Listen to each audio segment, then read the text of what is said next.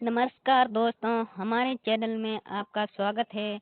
आज हम पढ़ेंगे भारतीय संविधान भाग और अनुच्छेद 1 से लेकर 395 अनुच्छेद तक पढ़ेंगे और कितने भाग हैं और कितने अनुच्छेद हैं उनके बारे में चर्चा करेंगे। वीडियो शुरू करने से पहले हमारे चैनल को सब्सक्राइब करें, पास में घंटी का बटन दबा दें और लाइक करें। वीडियो कैसा लगा हो तो नीचे कमेंट में बताइए। वीडियो शुरू करते हैं।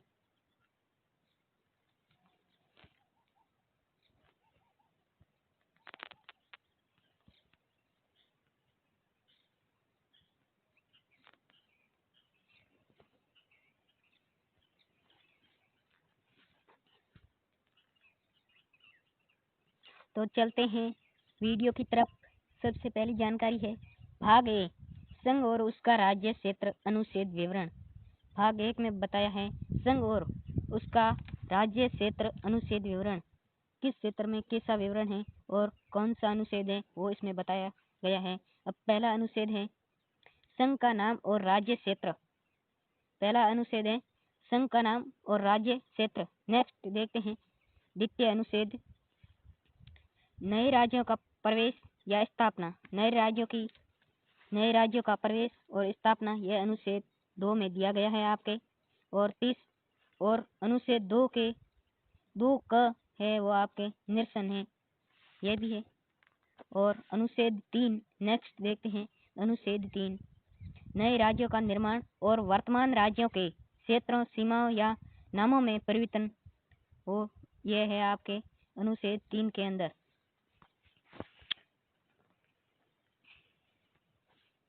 आपका चौथा अनुच्छेद है पहली अनुसूची और चौथी अनुसूचियों के संशोधन तथा अनुपूरक और परिणामिक विषयों का उपबंधन करने के लिए अनुच्छेद 2 और अनुच्छेद 3 के अधीन बनाई गई विधियां हैं वो आपके अनुच्छेद 4 के अंदर है। अनुच्छेद 4 के अंदर है पहली अनुसूची और चौथी अनुसूचियों के संशोधन तथा अनुपूरक और परिणामिक विषयों का उपबंधन करने के लिए अनुच्छेद 2 और अनुच्छेद 3 के अधीन बनाई गई है विधियां। और नेक्स्ट देखते हैं भाग दूसरा नागरिकता अनुच्छेद विवरण। भाग 2 में बताया गया है आपके नागरिकता अनुच्छेद विवरण, मतलब नागरिकों के अनुच्छेद हैं वो। चलते हैं पांचवा अनुच्छेद संविधान के प्रारंभ पर नागरिक। पांचवें अनुच्छेद में बताया गया है आपके संविधान के प्रारंभ पर नागरिकता। नेक्स्ट अनुच्छेद है, नेक्स्ट जानकारी छठा अनुच्छेद पाकिस्तान से भारत के प्रयोजन करने वाले कुछ व्यक्तियों के नागरिकता के अधिकार वो आपके छठे अनुच्छेद में बताया गया है।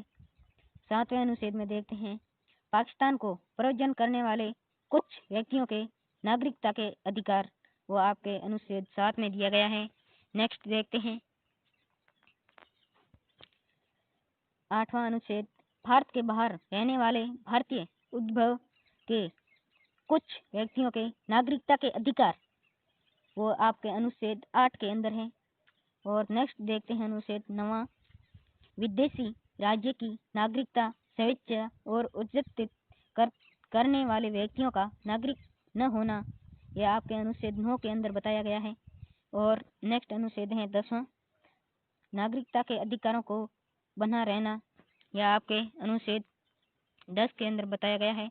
और नेक्स्ट देखते हैं 11वां अनुच्छेद संसद द्वारा नागरिकता के अधिकार का विधि द्वारा विनियमन किया जाना ऊपर।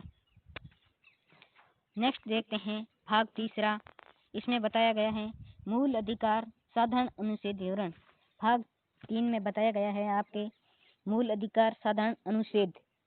तो चलते हैं 12वें अनुच्छेद के अंदर, इसमें केवल परिभाषा है, मूल अधिकार की साधारण परिभाषा है। और अनुच्छेद 12 के तहत मूल अधिकारों से असंगत या उनका अल्पीकरण करने वाली विधियां हैं वो आपके अनुच्छेद 13 के अंदर है। चलते हैं अगला समानता का अधिकार अनुच्छेद विवरण। इसमें है समानता का अधिकार अनुच्छेद विवरण देखते हैं। आपके 14 अनुच्छेद हैं। आपके विधि के समक्ष समानता, विधि के समक्ष समानता है वह आपके 14 अनुच्छेद के अंदर है। और नेक्स्ट देखते हैं 15वां, धर्म, मूल वंश, जाति, लिंग या जन्म स्थान के आधार पर विभेद का प्रतिषेध हो, वहाँ पर अनुच्छेद 15 लगता है। आपके अनुच्छेद 15 तक क्लियर हो गए। और अनुच्छेद 16 आपको बताने जा रहे हैं। 16 अनुच्छेद लोक नियोजन के विषय में अवसर की समानता, लोक नियोजन के विषय में अवसर की समानता वो आपके अनुच्छेद 16 के तहत बताई गई है। आपके 17वें अनुच्छेद में बताया गया है अस्पृश्यता का अंत, वो आपके 17वें अनुच्छेद में बताया गया है। और 18वां अनुच्छेद है उपाधियों का अंत, स्वतंत्रता का अधिकार, अनुच्छेद विवरण इसमें दिया गया है। उपाधियों का अंत, स्वतंत्रता का अधिकार, अनुच्छेद का विवरण वो आपके 18वें अनुच्छेद में दिया गया है। नेक्स्ट देखते हैं 19वां अनुच्छेद। 19वां अनुच्छेद वाक स्वतंत्रता आदि विषयक कुछ अधिकारों का संरक्षक है, वो आपके अनुच्छेद 19 में दिया गया है। वाक स्वतंत्रता आदि विषयक कुछ अधिकारों का संरक्षण वो आपके अनुच्छेद 19 के तहत दिया गया है।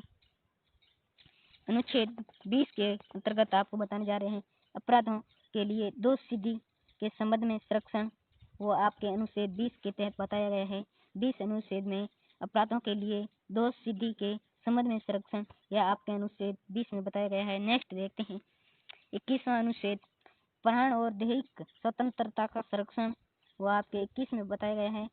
प्राण और दैहिक स्वतंत्रता का संरक्षण वो आपके अनुच्छेद 21 के तहत बताया गया है।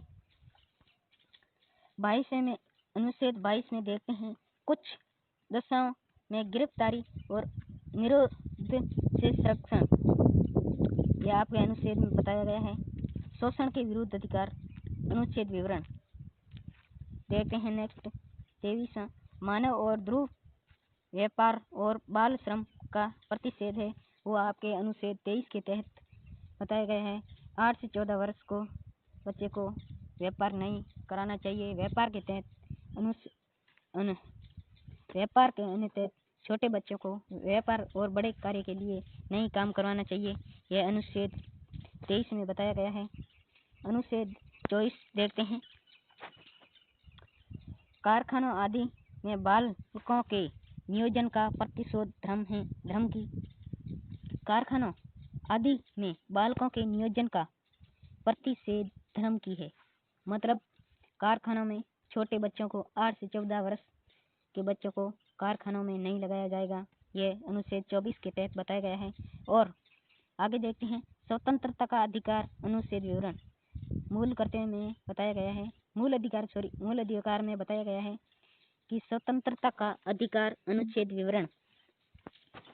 तो देखते हैं अनुच्छेद 25वां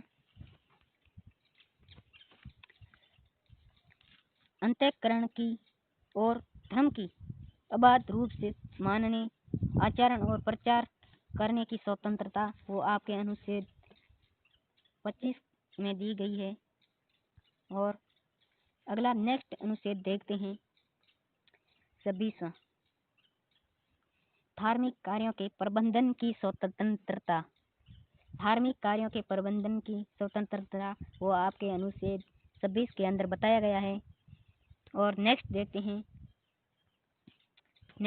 हैं 27वां अनुच्छेद। 27वें अनुच्छेद किसी विशिष्ट धर्म की अभिवृद्धि के लिए करों के सदाय के बारे में स्वतंत्रता, 27वें अनुच्छेद में बताया गया है किसी विशिष्ट धर्म की अभिवृद्धि के लिए करों के सदाय के बारे में स्वतंत्रता।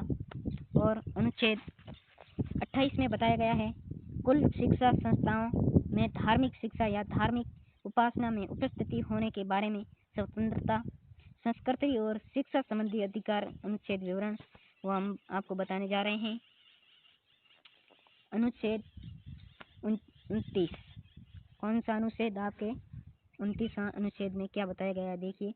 अल्पसंख्यक वर्गों के हितों का संरक्षण, अल्पसंख्यक है जाति वर्गों के हितों का संरक्षण है वो आपके अनुच्छेद 29 के तहत बताया गया है। और 30वां अनुच्छेद है शिक्षा संस्थाओं की स्थापना और प्रशासन करने का अल्पसंख्यक वर्गों का अधिकार, वो आपके अनुच्छेद 30 के अंतर्गत बताया गया है। शिक्षा संस्थाओं की स्थापना और प्रशासन करने का अल्पसंख्यक वर्गों का अधिकार, वो आपके अनुच्छेद 30 के अंदर बताया गया है। अनुच्छेद 31 निरसन कुछ विधियों की व्याप्ति। अनुच्छेद विवरण 31 क में बताया गया है आपके संपदाओं आदि के अर्जन के लिए उपबंधन करने वाली विधियां की व्यावर्ती, वो आपके अनुच्छेद 31 क में बताया गया है। नेक्स्ट देखते हैं 31 का ख। 31 अनुच्छेद का ख में देखते हैं कुछ अधिनियमों और विनियमों का विधिमान्यकरण, वो आपके अनुच्छेद 31 के ख भाग में दिया गया है। और अब देखते हैं अनुच्छेद 31 का ग। कुछ निर्देशक तत्वों को प्रभाव करने वाली विधियों की व्यावर्ती, वो आपके अनुच्छेद 31 ग में बताई गई है। और नेक्स्ट देखते हैं 31 का ख, वो निरसन है संवैधानिक उपचारों का अधिकार। अनुच्छेद विवरण बताया गया है। इसमें देखते 32वां आपके अनुच्छेद है इस भाव द्वारा प्रदत्त अधिकारों को परिवर्तित कराने के लिए। अब आपके 32 का ए में बताने जा रहे हैं, निरसन है वो अनुच्छेद 33 इस भाग द्वारा प्रदत्त अधिकारों का बलों आदि को लागू होने में उपादान करने की संसद की शक्ति होती है, वो आपके अनुच्छेद 33 के अंदर है।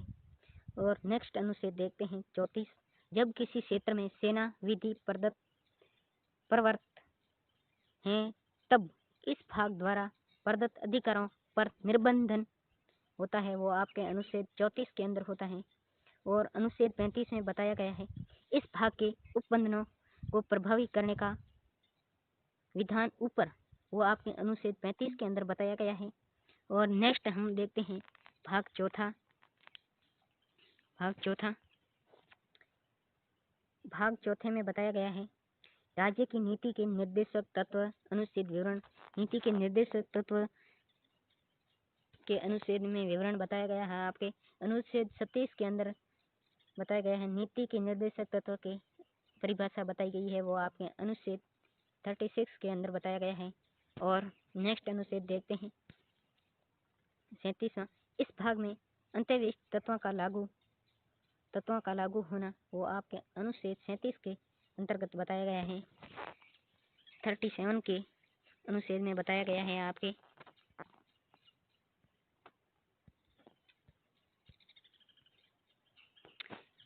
देखते हैं आगे अनुच्छेद 38 राज्य लोक कल्याण के अभिवृद्धि के लिए सामाजिक व्यवस्था बनाएगा।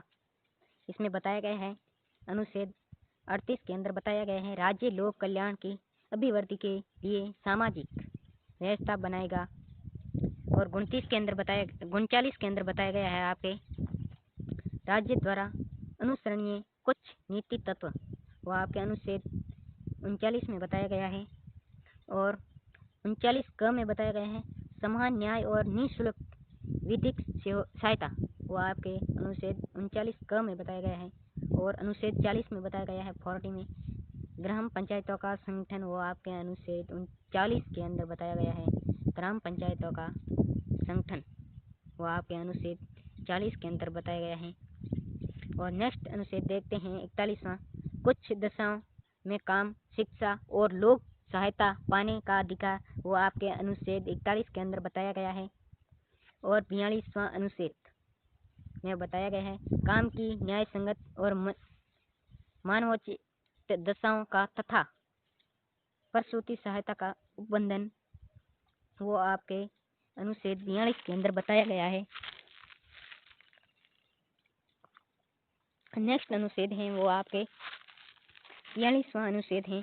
43वें अनुच्छेद में बताया गया है कर्मकारों के लिए निर्वाह मजदूरी आदि है, वो अनुच्छेद 43 के अंदर बताया गया है। अनुच्छेद 43 क में बताया गया है उद्योगों के प्रबंधन में कर्मकारों का भाग लेना अति आवश्यक है, वो आपके अनुच्छेद 43 क में बताया गया है। और अनुच्छेद 44 में बताया गया है नागरिकों के लिए एक समान सिविल संहिता, वो आपके अनुच्छेद 44 के अंदर बताया गया है।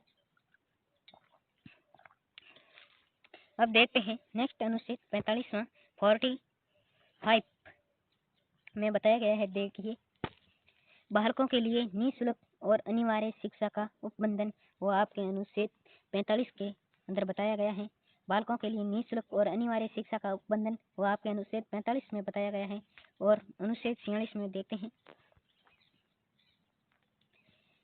46 अनुच्छेद में बताया गया है अनुसूचित जाति, अनुसूचित जनजाति तथा अन्य दुर्बल वर्गों के शिक्षा और अर्थ संबंधी हितों का अभिवृद्धि, वो आपके अनुच्छेद 46 के अंदर बताए गए हैं। अनुसूचित जाति, अनुसूचित जनजाति तथा अन्य दुर्बल वर्गों के शिक्षा और अर्थ संबंधी हितों की अभिवृद्धि, वो आपके अनुच्छेद 46 के अंदर बताया गया है। अनुच्छेद 47 देखते हैं पोषण स्तर और जीवन स्तर को ऊंचा करने तथा लोक स्वास्थ्य को सुधार करने का राज्य का कर्तव्य बनता है, वो आपके अनुच्छेद 47 में बताया गया है। पोषण स्तर और जीवन स्तर को ऊंचा करने तथा लोक स्वास्थ्य को सुधार करने का राज्य का कर्तव्य है, वो आपके अनुच्छेद 47 में बताया गया है। और देखते हैं अनुच्छेद 48वां। अनुच्छेद 48 में बताया गया है कृषि और पशुपालन का संगठन, वो आपके अनुच्छेद 48 में बताया गया है। और 48 में क भाग में देखिए पर्यावरण का संरक्षण और संवर्धन और वन तथा अन्य जीवों की रक्षा के लिए, वो आपके अनुच्छेद 48 क में बताया गया है कि पर्यावरण का संरक्षण और संवर्धन और वन तथा वन्य जीवों की रक्षा, वो आपके अनुच्छेद 48 में बताया गया है क में।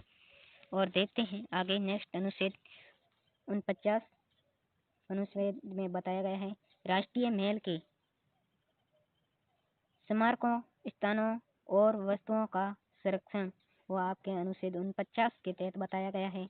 और 50 अनुच्छेद में बताया गया है कार्यपालिका से न्यायपालिका का पृथक्करण, यह है वो आपके 50 अनुच्छेद में बताया गया है। और 51 अनुच्छेद में क्या बताया गया है अंतर्राष्ट्रीय शांति और सुरक्षा की अभिवृद्धि, वो आपके अनुच्छेद 51 में बताया गया है अंतर्राष्ट्रीय शांति और सुरक्षा की अभिवृद्धि, वो आपके अनुच्छेद 51 में बताया गया है। देखते हैं नेक्स्ट भाग चौथे में बताया गया है भाग चौथा का क है मूल कर्तव्य अनुच्छेद विवरण, वो आपके बताया गया है।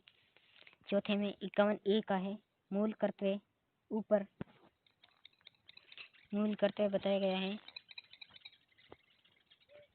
भाग 5 में बताया गया है आपके अध्याय 1 में कार्यपालिका राष्ट्रपति और उपराष्ट्रपति अनुच्छेद विवरण, वो आपके भाग 5 में संघ में बताया गया है। इसका पहला अध्याय है कार्यपालिका राष्ट्रपति और उपराष्ट्रपति अनुच्छेद विवरण, वो आपके अनुच्छेद देखिए अनुच्छेद 52 है 52 भारत के राष्ट्रपति, वो 52 के अंदर आते हैं। और अनुच्छेद 53 अनुच्छेद इसमें आती है संघ की कार्यपालिका शक्ति, वो आपके अनुच्छेद 49 के तहत आती है कार्यपालिका संघ की कार्यपालिका शक्ति। और अनुच्छेद 54 में बताया गया है राष्ट्रपति का निर्वाचन, वो आपके राष्ट्रपति का निर्वाचन होता है, वो अनुच्छेद 54 के तहत होता है। और अनुच्छेद 55 में बताया गया है राष्ट्रपति के निर्वाचन की रीति, वो आपके अनुच्छेद 55 में बताया गया है। अनुच्छेद 56 के तहत बताया गया है कि राष्ट्रपति की पदावली, वो आपके अनुच्छेद 56 में बताया गया है कि राष्ट्रपति की पदावली, वो आपके अनुच्छेद 56 में बताया गया है।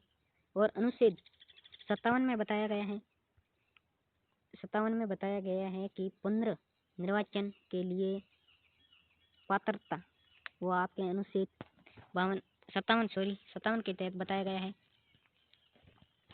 58 अनुच्छेद में बताया गया है राष्ट्रपति निर्वाचित होने के लिए अहर्ताएं, राष्ट्रपति निर्वाचन होने के लिए अर्हताएं वो आपके अनुच्छेद 58 के तहत बताया गया है, 58 के तहत बताया गया है।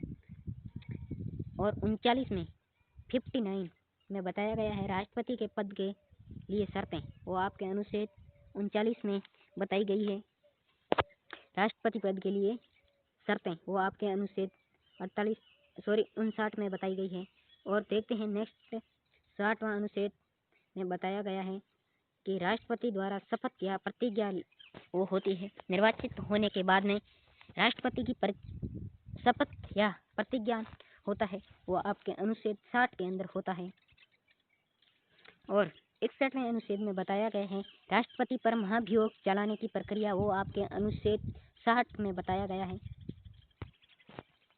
और अनुच्छेद 62 में बताया गया है राष्ट्रपति के पद में रिक्त को भरने के लिए निर्वाचन करने का समय और आकस्मिक रिक्त को भरने के लिए निर्वाचित व्यक्ति की पदावली वो आपके अनुच्छेद 62 के तहत बताया गया है, अनुच्छेद 62। और अनुच्छेद 63 में बताया गया है भारत का भारत का उपराष्ट्रपति वो अनुच्छेद 63 के अंतर्गत आता है, 63। अनुच्छेद 54 में बताया गया है उपराष्ट्रपति का राज्य सभा का पदेन सभापति होना वो आपके अनुच्छेद 54 में बताया गया है। नेक्स्ट देखते हैं 65वां।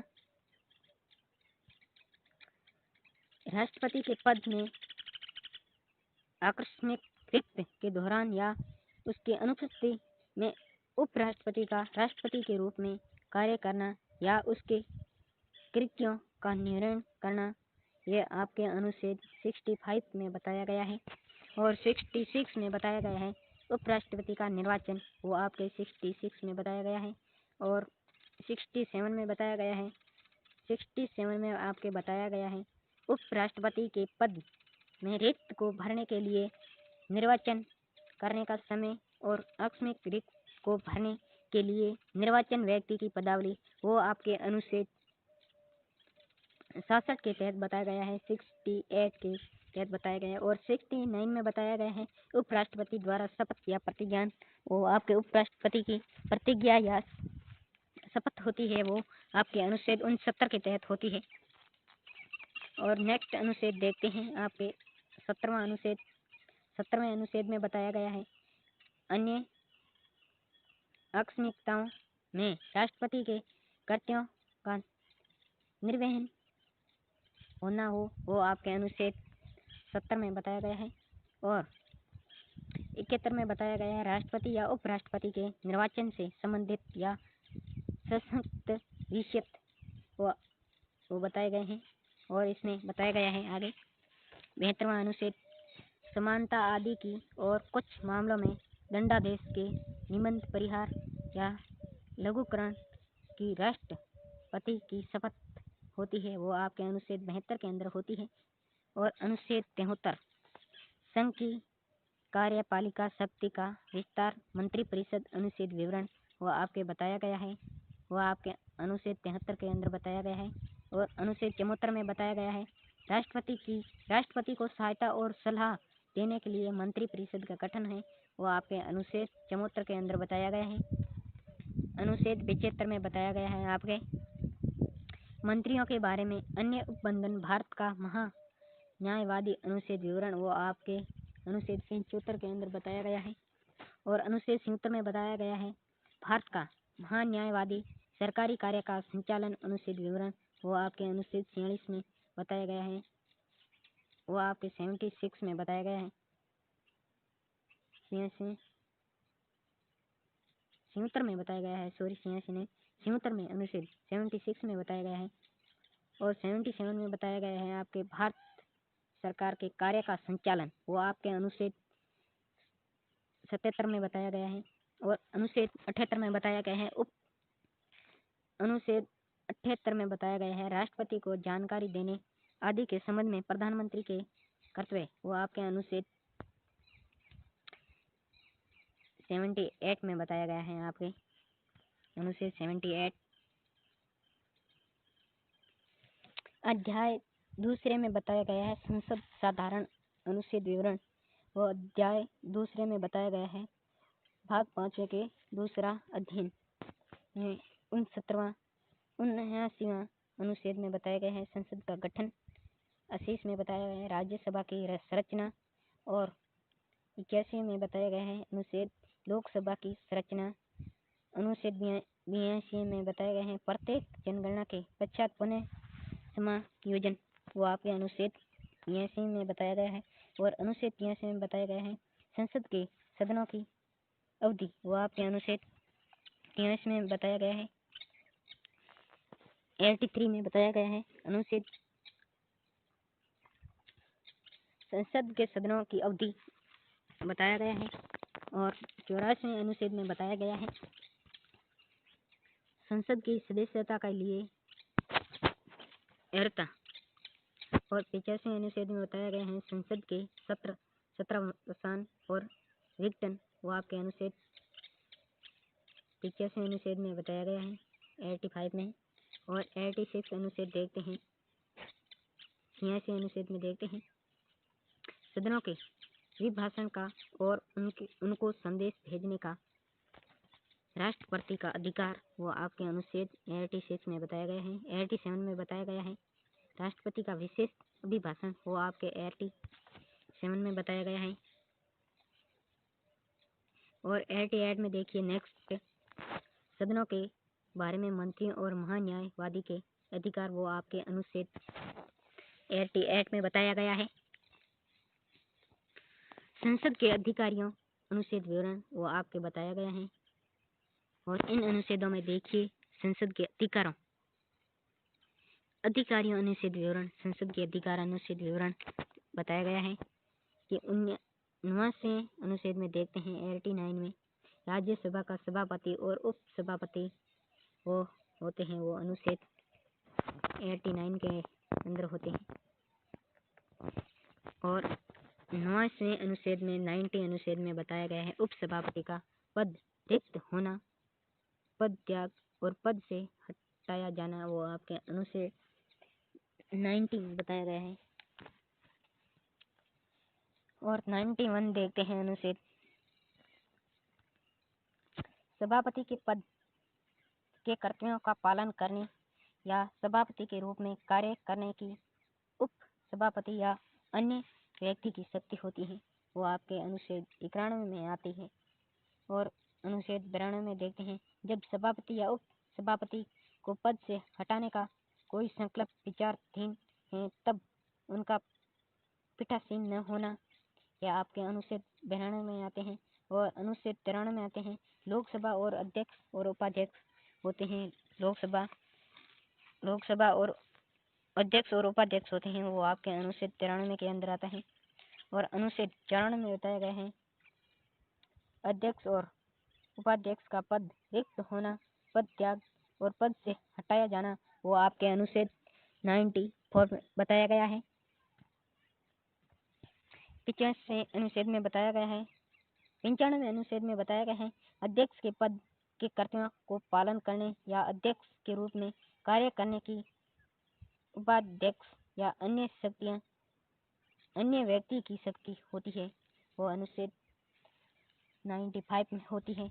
96 में बताया गया है जब अध्यक्ष या उपाध्यक्ष को पद से हटाने का कोई संकल्प विचाराधीन है तब उसका पीठासीन न होना, वो आपके अनुच्छेद 96 में बताया गया है। और 97 अनुच्छेद में देखिएगा आप, सभापति और उप सभापति तथा अध्यक्ष और उपाध्यक्ष के वेतन और भत्ते में बताया गया है। और 98 में बताया गया है संसद का शौचालय कार्य संचालन अनुच्छेद विवरण बताया गया है। 98 में संसद सचिवालय कार्य संचालन अनुच्छेद विवरण बताया गया है। और अनुच्छेद 99 में देखते हैं सदस्यों द्वारा शपथ या प्रतिज्ञान, जो संसद के सदस्य हैं सदस्यों द्वारा शपथ या प्रतिज्ञान होती है, वो अनुच्छेद 99 में होती है। अनुच्छेद 100 में बताया गया है संसदों में मतदानों व्यक्तियों के होते हुए भी सदनों की कार्य करने की शक्ति और गणपूर्व होती है। और सदस्यों की निर्णयताएं अनुच्छेद विवरण आगे देखिएगा।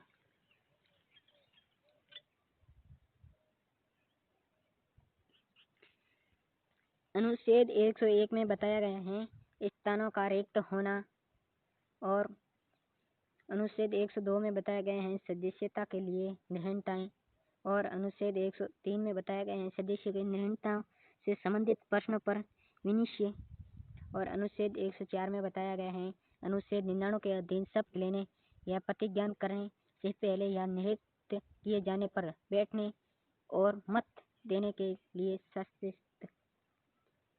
और आगे देखते हैं संसद और उसके सदस्यों की शक्तियाँ, विशेषाधिकार और अनुमतियाँ। वो आपके अनुच्छेद देखिएगा, अनुच्छेद विवरण 105 अनुच्छेद में बताया गया है संसद के सदनों की तथा उसके सदस्यों और समितियों की शक्तियाँ, विशेषाधिकार। वो आपके अनुच्छेद 105 में बताया गया है। और अनुच्छेद 106 में बताया गया है अनुच्छेद 106 में बताया गया है सदस्यों के वेतन और भत्ते, विधियाँ, प्रक्रिया, अनुच्छेद विवरण वो आपके बताए गए हैं। अनुच्छेद 106 में बताया गया है। और अनुच्छेद 107 में देखिएगा विधेयकों के पूर्व स्थापन और पारित किए जाने के संबंध में उपबंध वो आपके अनुच्छेद 107 में बताया गया है।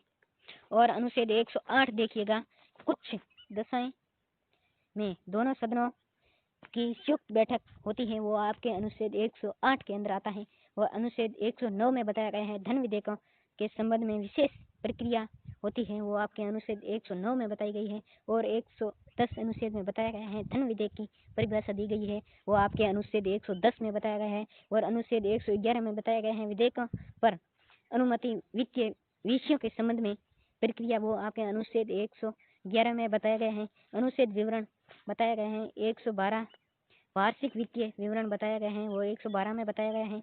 और आगे देखिएगा अनुच्छेद 113 में बताया गया है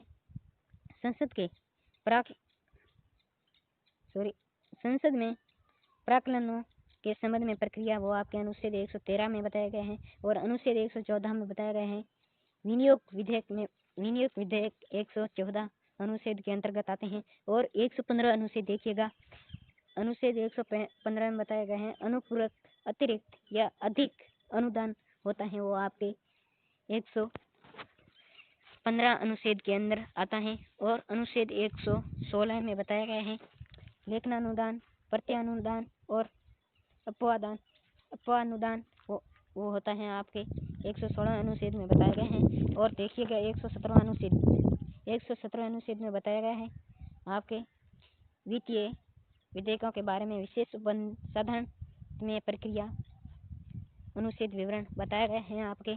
और अनुच्छेद 118 में बताया गया है आपके प्रक्रिया के नियम, वो आपके 118वें अनुच्छेद में बताए गए हैं प्रक्रिया के नियम। और अनुच्छेद 119 में बताया गया है संसद में वित्तीय कार्य संबंधित प्रक्रिया का विधि द्वारा विनिमय होना, वो आपके अनुच्छेद 119 में बताया गया है। और अनुच्छेद 120 में देखते हैं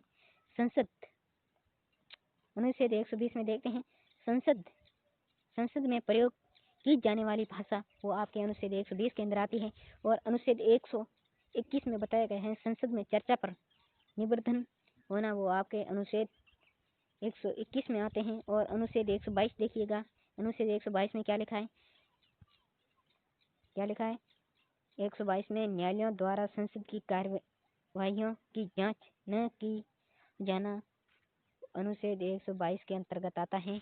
और आगे देखिएगा अध्ययन तीसरा, भाग 5वें का अध्ययन तीसरा में बताया गया है राष्ट्रपति की विधायी शक्तियाँ, अनुच्छेद विवरण। आगे देखिएगा राष्ट्रपति की विधायी शक्तियाँ, अनुच्छेद विवरण, वो आपके 123 के बाद में बताया गया है। वो देखिएगा अनुच्छेद 123 में क्या लिखा है संसद के निष्काल के अध्यादेश प्रख्यापित करने की राष्ट्रपति की शक्ति होती है, वह आपके अनुच्छेद 123 में होती है। संसद के विश्रांतिकाल में अध्यादेश प्रख्यापित करने की राष्ट्रपति की शक्ति होती है, वो आपके अनुच्छेद 123 के अंतर्गत होती है। और नेक्स्ट देखें अध्याय 4 में बताया गया है संघ की न्यायपालिका, अनुच्छेद विवरण, वो आपके 124 के बाद में है। अनुच्छेद 124 में बताया गया है उच्चतम न्याय की स्थापना और गठन, वो आपके अनुच्छेद 124 में बताया गया है। और अनुच्छेद 125 में बताया गया है न्यायाधीशों के वेतन और न्यायाधीशों का वेतन होता है वो आपके अनुच्छेद 125 में होता है। और अनुच्छेद 126 में देखें, अनुच्छेद 126 में बताया गया है कार्यकारी मुख्य न्यायमूर्ति की नियुक्ति होती है, वो आपके अनुच्छेद 126 में बताया गया है। अनुच्छेद 127 में बताया गया है तदर्थ न्यायाधीशों की नियुक्ति होती है, वो आपके अनुच्छेद 127 के अंदर बताया गया है। और अनुच्छेद 128 में देखें उच्चतम न्यायालय की बैठकों में सेवानिवृत्त होती है, वो आपके अनुच्छेद 128 में बताया गया है। और आगे देखते हैं अनुच्छेद 128 में थोड़ा रह गए हैं उच्चतम न्यायालय की बैठकों में सेवानिवृत्त न्यायाधीशों की उपस्थिति होना, वो आपके अनुच्छेद 128 में बताया गया है। और अनुच्छेद देखते हैं नेक्स्ट वाला 129 अनुच्छेद न्यायपाल का अपीलेख न्यायालय होना, वो आपके अनुच्छेद 129 में बताया गया है। और अनुच्छेद 130 में देखिए, अनुच्छेद 130 में देखिए उच्चतम न्यायालय का स्थान, वो आपके अनुच्छेद 130 के अंतर्गत आता है। और नेक्स्ट देखिए 131वें अनुच्छेद में बताया गया है उच्चतम न्यायालय की आरंभिक आधिकारिकता। और 31 क में बताया गया है वो आपके निरस्त है। और 132 में बताया गया है कुछ मामलों में उच्च न्यायालयों से अपीलों में उच्चतम न्यायालय की अपीली आधिकारिकता, वो आपके अनुच्छेद 32 के तहत बताया गया है। और अनुच्छेद 133 में बताया गया है उच्च न्यायालयों में सिविल विषयों से संबंधित अपीलों में उच्चतम न्यायालय की अपील आधिकारिकता, वो आपके अनुच्छेद 133 में बताया गया है। और आगे देखिएगा 134वां अनुच्छेद, 134वें अनुच्छेद में देखिएगा आप दायित्व विषयों में उच्चतम न्यायालय की अपील आधारिकता, वहाँ पे अनुच्छेद 154 में बताया गया है। और देखें अनुच्छेद 134 का उच्चतम न्यायालय में अपील के लिए प्रमाण पत्र देती है, वो आपके अनुच्छेद 134 क में बताया गया है। और अनुच्छेद 35 में बताया गया है विद्यमान विधि के अधीन फेडरल न्यायालय की आधारिकता और शक्ति का उच्चतम न्यायालय द्वारा प्रयुक्त ये होना, वो आपके अनुच्छेद 135 में बताया गया है। और अनुच्छेद 136 के अंतर्गत बताया गया है वो आपके हैं अपील के लिए उच्चतम न्यायालय की विशेष इजाजत होना, वो आपके अनुच्छेद 137 में बताया गया है। और नेक्स्ट अनुच्छेद देखिए 137 निर्णयों या आदेशों का उच्चतम न्यायालयों द्वारा पुनर्विलोकन, वो आपके अनुच्छेद 137 के अंतर्गत बताया गया है। और अनुच्छेद 138 में देखिएगा उच्चतम न्यायालय की आधारिकता की वृद्धि, वो आपके अनुच्छेद 138 में बताया गया है। और 139 अनुच्छेद में देखते हैं कुछ रेट निकालने की शक्तियाँ का उच्चतम न्यायालय को प्रदत्त किया जाना, वो आपके अनुच्छेद 139 में बताया गया है। और नेक्स्ट देखिए 139 क में बताया गया है कुछ मामलों का अंतरण, वो आपके अनुच्छेद 139 में बताया गया है। और अनुच्छेद 140 में देखिएगा उच्चतम न्यायालयों की अनुच्छेद शक्ति, और वो आपके अनुच्छेद 139 में बताया गया है। और आगे देखिए 141वें अनुच्छेद में बताया गया है आपके उच्चतम न्यायालय द्वारा घोषित विधि का सभी न्यायालयों पर आबद्ध कर होना, वो आपके अनुच्छेद 141 में बताया गया है। और अनुच्छेद 142 में देखिएगा उच्चतम न्यायालय की डिक्रियों और आदेशों का प्रवर्तन और प्रकटीकरण आदि के बारे में आदेश, वो आपके अनुच्छेद 142 के तहत बताया गया है। और अनुच्छेद 143 में बताया गया है वो आप देखें उच्चतम न्यायालय से परामर्श करने की राष्ट्रपति की शक्ति होती है, वो आपके अनुच्छेद 143 में बताया गया है। और आगे देखिए अनुच्छेद 144 में बताया गया है कि सिविल और न्यायिक प्रक्रियाओं द्वारा उच्चतम न्यायालय वो आपके अनुच्छेद 144 में बताया गया है। और अनुच्छेद 144 का वो है आपके निरस्त है। और अनुच्छेद 145 में बताया गया है न्यायालय के अधिनियम आदि। 145 में बताया गया है न्यायालय के नियमों के आदि। और अनुच्छेद 146 में बताया गया है उच्चतम न्यायालय के अधिकारियों और सेवक तथा वे होते हैं उनको। और अनुच्छेद 147 में बताया गया है 147 में बताया गया है निर्वाचन, न्यायालयों का निर्वाचन होता है वो अनुच्छेद 147 में बताया गया है। और आगे देखिए अनुच्छेद अध्याय 5 में भाग 5 का अध्याय 5 में बताया गया है भारत के नियंत्रण महालेखा परीक्षक अनुच्छेद विवरण वो है आपके अध्याय 5 में। और इसके अनुच्छेद देखते हैं। अनुच्छेद विवरण 148 अनुच्छेद में बताया गया है भारत का नियंत्रण महालेखा परीक्षक वो आपके अनुच्छेद 148 में बताया गया है। और अनुच्छेद 149 में देखिए नियंत्रण महालेखा परीक्षक के कर्तव्य और शक्तियाँ होती हैं वो आपकी शक्तियाँ कर्तव्य और शक्तियाँ होती हैं वो आपके अनुच्छेद 149 में बताया गया है। और 150 में बताया गया है संघ के और राज्यों के लेखाओं का प्रमुख वो आपके बताया गए हैं वो 150 अनुच्छेद में बताया गया है। और 151 अनुच्छेद में बताया गया है सब परीक्षक प्रतिवेदन ऊपर 151 अनुच्छेद में बताया गया है सब परीक्षक प्रतिवेदन ऊपर बताया गया है। और भाग 4 में बताया गया है राज्य और इसका अध्याय है इसमें बताया गया है पहला अध्याय भाग 4 का पहला अध्याय है साधारण अनुच्छेद विवरण 152 अनुच्छेद में बताया गया है राज्य की परिभाषा।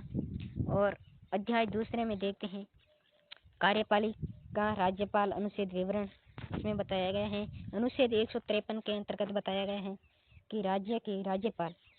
और अनुच्छेद 154 के अंतर्गत बताया गया है राज्य की कार्यपालिका शक्ति वो आपके अनुच्छेद 154 में बताया गया है। और 155 में देखें कि 155 में राज्यपाल की नियुक्ति होती है। और अनुच्छेद 156 में देखें कि राज्य की पदावली होती है। और अनुच्छेद 157 में देखें राज्यपाल के पद के लिए शर्तें, राज्यपाल के पद के लिए क्या शर्तें होनी चाहिए वो आपके अनुच्छेद 157 में बताया गया है। और अनुच्छेद 158 में देखें कि राज्यपाल के पर्दे के लिए शर्तें 49 में बताए हैं राज्यपाल द्वारा शपथ या प्रतिज्ञान वो आपके अनुच्छेद 159 में बताए गए हैं। और अनुच्छेद 160 में देखें कि कुछ आकस्मिकताओं में राज्यपाल के कर्तव्यों का निर्वहन होता है वो आपके अनुच्छेद 160 के तहत होता है। और अनुच्छेद 161 में बताया गया है समा आदि और कुछ मामलों में दंडादेश के निलंबन परिहार या लघुकरण की राज्यपाल की शक्तियाँ वो आपके अनुच्छेद 161 के तहत बताया गया है। और अनुच्छेद 162 में बताया गया है राज्य की कार्यपालिका शक्ति का विस्तार मंत्रिपरिषद बताया गया है वो अनुच्छेद 162 के अंदर बताया गया है आपके राज्य की कार्यपालिका शक्ति का विस्तार मंत्रिपरिषद अनुच्छेद विवरण। अनुच्छेद 163 में देखिएगा अनुच्छेद 163 राज्यपाल को सहायता और सलाह देने के लिए मंत्रिपरिषद होती है। और 164 अनुच्छेद में देखते हैं मंत्रियों के बारे में अन्य उपबंध राज्य का महाविधेयकता वो होता है वो अनुच्छेद विवरण। 165 में बताया गया है राज्य का महाविधेयकता सरकारी कार्य का संचालन होता है वो आपके अनुच्छेद विवरण बताया गया है। और अनुच्छेद 167 अनुच्छेद बताया गया है राज्य की सरकार के कार्य का संचालन वो आपके अनुच्छेद 167 में बताया गया है। और 167 अनुच्छेद में बताया गया है राज्यपाल को जानकारी देने आदि के संबंध में मुख्यमंत्री के क्या कर्तव्य होते हैं वो आपके अनुच्छेद 167 में राज्यपाल की जानकारी देने आदि के संबंध में मुख्यमंत्री के कर्तव्य बताए हैं। और अध्याय तीसरे में बताया है राज्य का विधानमंडल साधारण। अध्याय तीसरे में बताया गया है राज्य का विधानमंडल साधारण के बारे में देखिएगा अनुच्छेद विवरण 167 में बताया गया है, 168 में बताया गया है राज्यों के विधान मंडलों का गठन, वो आपके अनुच्छेद 168 में बताया गया है। और 169 अनुच्छेद में बताया गया है राज्यों में विधान परिषदों का उत्थान या सर्जन, वो आपके अनुच्छेद 169 में बताया गया है। और अनुच्छेद 170 में देखिएगा विधानसभाओं की संरचना वो होती है, वो आपके अनुच्छेद 170 के अंतर्गत आती है। और 171वां अनुच्छेद देखते हैं विधान परिषदों की संरचना, वो आपके अनुच्छेद 171 में आती है विधान परिषदों की संरचना। और 172 में देखिए राज्यों के विधानमंडलों की अवधि, वो आपके अनुच्छेद 152 में बताया गया 72 में बताया गया है राज्य के विधानमंडलों की अवधि। और अनुच्छेद 173 में देखिएगा राज्य के विधानमंडल की सदस्यता के लिए रहता, वो आपके अनुच्छेद 173 में बताया गया है। आगे देखिए अनुच्छेद 174 में बताया गया है राज्य के विधानमंडल के सत्रावसान और विघटन, वो आपके अनुच्छेद 174 के तहत बताए गए हैं। देखिए और अगला अनुच्छेद 175 संसद और संसदों की अभिभाषण का और उनको संदेश भेजने का राज्यपाल का अधिकार, वो आपके अनुच्छेद 175 के तहत बताया गया है। अनुच्छेद 177 में बताया गया है राज्यपाल का विशेष अभिभाषण, वो आपके अनुच्छेद 177 में बताया गया है। अनुच्छेद 177 में देखिए सदनों के बारे में मंत्रियों और महाधिवक्ता के अधिकार, वो आपके अनुच्छेद 177 में बताया गया है। आगे देखिए राज्य के विधानमंडल के अधिकारियों अनुच्छेद विवरण, राज्य के विधानमंडल के अधिकारियों के बारे में कौन कौन से अनुच्छेद आते हैं और उनका क्या कार्य होता है, किस अनुच्छेद में क्या कार्य होता है, वो आपके बताया गया है। देखिए अनुच्छेद 178 के तहत बताया गया है विधानसभा का अध्यक्ष और उपाध्यक्ष, वो विधानसभा का अध्यक्ष और उपाध्यक्ष वो आपके 178 अनुच्छेद में आता है। और 179 अनुच्छेद में देखिएगा अध्यक्ष और उपाध्यक्ष का पद रिक्त होना या पद त्याग और पद से हटाया जाना, वो आपके अनुच्छेद 179 में बताया गया है। और आपके अनुच्छेद 180 में देखें 180 अनुच्छेद में बताया गया है अध्यक्ष के पद के कर्तव्यों का पालन करने या अध्यक्ष के रूप में कार्य करने की उपाध्याय या अन्य व्यक्ति की शक्ति, वो आपके अनुच्छेद 180 के तहत बताया गया है। और देखिए 181वां अनुच्छेद, जब अध्यक्ष या उपाध्यक्ष को पद से हटाने का कोई संकल्प विचाराधीन है तब उसका पीठासीन न होना, वो आपके अनुच्छेद 181 में बताया गया है। ये देखिए आप 181 में बताया गया है। और 182 में बताया गया है विधान परिषद का सभापति और उप सभापति होता है, वो आपके अनुच्छेद 182 बताया गया है। और अनुच्छेद 183 में देखें सभापति और उप सभापति का पद रिक्त होना, परित्याग और पद से हटाया जाना, वो आपके अनुच्छेद 183 में बताया गया है। और 184 अनुच्छेद में देखिएगा सभापति के पद के कर्तव्यों का पालन करने या सभापति के रूप में कार्य करने की उप सभापति या अन्य व्यक्ति की शक्ति होती है, वो आपके अनुच्छेद 184 में बताया गया है। और नेक्स्ट देखिए अनुच्छेद 185, जब सभापति या उप सभापति को पद से हटाने का कोई संकल्प विचाराधीन है तब उसका पीठासन न होना, अनुच्छेद 185 में बताया गया है। और अनुच्छेद 186 में देखिए अध्यक्ष और उपाध्यक्ष तथा सभापति और उप सभापति के वेतन और भत्ते, वो आपके अनुच्छेद 186 अनुच्छेद में बताया गया है। और 187 अनुच्छेद देखिए राज्य के विधानमंडल या सचिवालय कार्य संचालन अनुच्छेद विवरण, वो आपके अनुच्छेद 187 में बताया गया है। अनुच्छेद 181 में देखिए सदस्यों का शपथ या प्रतिज्ञान, वो अनुच्छेद 181 में बताया गया है। देखिएगा अनुच्छेद 189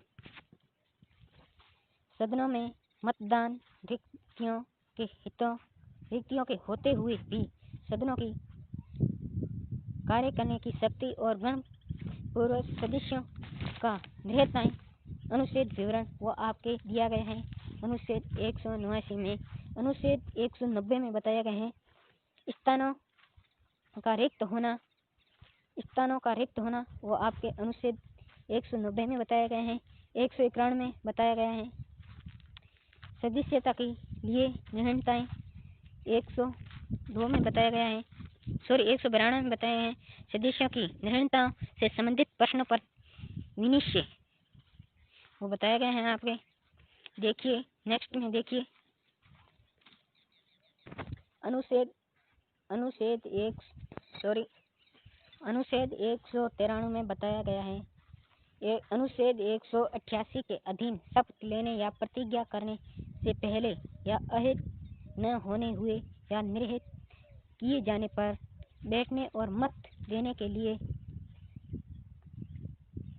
शासित राज्यों के विधानमंडलों और उनके सदस्यों की शक्तियां विशेषाधिकार और अनुमतियां अनुच्छेद विवरण वो आपके बताया गया है। अनुच्छेद 194 में बताया गया है विधानमंडलों के सदनों की तथा सदस्यों और समितियों की शक्तियां विशेषाधिकार आदि बताया गया है वो आपके अनुच्छेद 194 में बताया गया है। अनुच्छेद 195 में देखिए सदस्यों के वेतन और भत्ते विधायी प्रक्रिया सदस्यों के वेतन और भत्ते बताए गए हैं वो आपके अनुच्छेद 185 में बताया गया है। और देखिए नेक्स्ट विधायी प्रक्रिया अनुच्छेद विवरण यह आपके 196 में बताया गया है 196 विधेयकों के पूर्व स्थापन और पारित किए जाने के संबंध में उपबंध वो आपके अनुच्छेद 187 में बताया गया है 196 में बताया गया है। अनुच्छेद 197 में बताया गया है धन विधेयकों से भिन्न विधेयकों के बारे में विधान परिषद की शक्तियों पर निर्बंधन वह आपके अनुच्छेद आपके 197 में बताया गया है। और आगे देखिए 198 अनुच्छेद धन विधेयकों के संबंध में विशेष प्रक्रिया जारी की गई है वो आपके अनुच्छेद 198 में बताया गया है। अनुच्छेद 199 में बताया गया है धन विधेयक की परिभाषा और पहले भी हमारे आ चुका है धन विधेयक की परिभाषा और दूसरे आया है अनुच्छेद 199 में धन विधेयक की परिभाषा और 200 में बताया गया है 200 अनुच्छेद में बताया गया है विधेयकों पर अनुमति होती है वो आपके अनुच्छेद 200 में होती है। अनुच्छेद 201 में बताया गया है विचार के लिए आरक्षित वित्तीय विषयों के संबंध में प्रक्रिया अनुच्छेद विवरण। अनुच्छेद 202 में बताया गया है वार्षिक वित्तीय विवरण और अनुच्छेद 203 में बताया गया है विधानमंडल में प्राक्कलनों के संबंध में प्रक्रिया और अनुच्छेद 204 में बताया गया है विनियोग विधेयक। अनुच्छेद 204 में बताया है विनियोग विधेयक और अनुच्छेद 205 में बताया है अनुपूरक अतिरिक्त या अधिक अनुदान वो आपके अनुच्छेद 105 में बताया गया है। और अनुच्छेद 106 में बताया गया है लेखानुदान प्रत्यनुदान और स्वानुदान बताया गया है। और अनुच्छेद 207 में बताया गया है वित्त विधेयकों के बारे में विशेष उपबंधन साधारणतया प्रक्रिया वो आपके अनुच्छेद 207 में बताया गया है साधारण प्रक्रिया अनुच्छेद विवरण के बारे में देखिए अनुच्छेद 208 में प्रक्रिया के नियम बताए गए हैं साधारण प्रक्रिया के नियम बताए गए हैं वो अनुच्छेद 208 में बताए गए हैं। और अनुच्छेद 209 में देखिएगा राज्य के विधानमंडल में वित्तीय कार्य संबंधी प्रक्रिया का विधि द्वारा विनिमय होना वो आपके अनुच्छेद 209 में बताए गए हैं। और अनुच्छेद 210 में बताया गया है विधानमंडल में प्रयोग की जाने वाली भाषा बताई गई है। और अनुच्छेद 211 में बताया गया है विधानमंडल में चर्चा पर निर्बंधन। और अनुच्छेद 212 में बताया गया है न्यायालयों द्वारा विधानमंडल की कार्यवाहियों की जांच न किया जाना वह आपके अनुच्छेद 212 में बताया गया है। और अध्याय 4 में बताया गया है राज्यपाल की विधायी शक्ति अनुच्छेद विवरण। अनुच्छेद 213 में देखिए, विधानमंडल के शांति काल में अध्यादेश प्रख्याति करने की राज्यपाल की शक्ति और आपके अनुच्छेद 213 के अंदर बताया गया है। अध्याय 5 में बताया गया है राज्यों के उच्च न्यायालय अनुच्छेद विवरण। अनुच्छेद 214 राज्यों के लिए उच्च न्यायालय और अनुच्छेद 214 के तहत बताया गया है। और अनुच्छेद 215 में बताया गया है उच्च न्यायालयों का अभिलेख न्यायालय होना, वो 215 में बताया गया है। और 216 में बताया गया है उच्च न्यायालयों का गठन। 216 में बताया गया है उच्च न्यायालयों का गठन। और 217 में बताया गया है उच्च न्यायालय के न्यायाधीशों की नियुक्ति और उसके पद की शर्तें, वो 217 अनुच्छेद में बताया गया है। और 218 अनुच्छेद में बताया गया है उच्चतम न्यायालय से संबंधित कुछ उपबंधों का उच्च न्यायालयों का लागू होना, यह 218 अनुच्छेद में बताया गया है। और 219 अनुच्छेद में देखिएगा आप, उच्च न्यायालयों के न्यायाधीशों द्वारा शपथ या प्रतिज्ञा, यह 219 अनुच्छेद में होती है। और 220 में स्थायी न्यायाधीश रहने के पश्चात विधि व्यवसाय पर निर्बंधन, यह 220 अनुच्छेद में है। 221 अनुच्छेद में बताया गया है न्यायाधीशों के वेतन आदि, वो 221 अनुच्छेद में बताया गया है।